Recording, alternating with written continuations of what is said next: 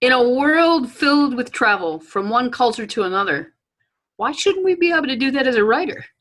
Just like we can by traveling by train, boat, or bus, we could do the same thing in fiction. Readers love to do it.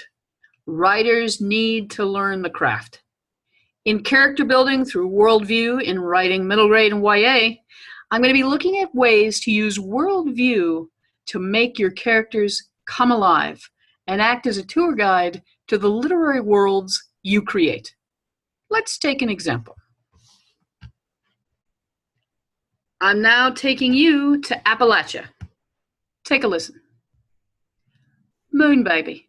Moon rose so full it rouged up right proud, looking every bit the fox, slinking through a forest of bushy clouds.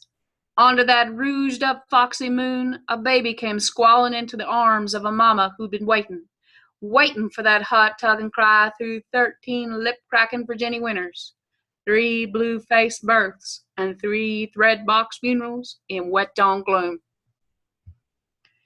Did you happen to feel as if you had traveled into Appalachia, purely based on the words pulled from a page?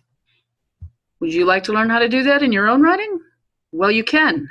If you join this course, you're going to learn how to create characters who are as different from one to the other as letters in the alphabet from A to Z.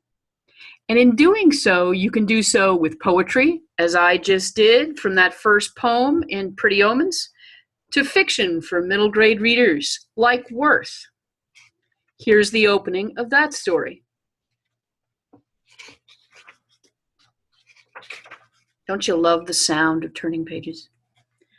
Lightning in the grass. Ma says you can hear the lightning in the tall grass before a storm.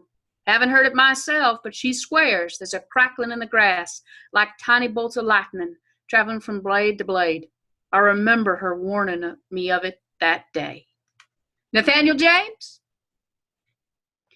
Oftentimes, writers talk about voice, diction, style. All of these things work together with vicarious imagery and double-duty details to create the worldview of your character. Because your character sees the world in a very unique way. And it is their unique window into the world that makes people want to keep reading. Who doesn't want to find out what Junie B. Jones is up to next? Who isn't ready to follow Curious George on the next wild adventure? Each of these characters are people we wish we could meet, and we open the pages of a book so we can do that, a word at a time.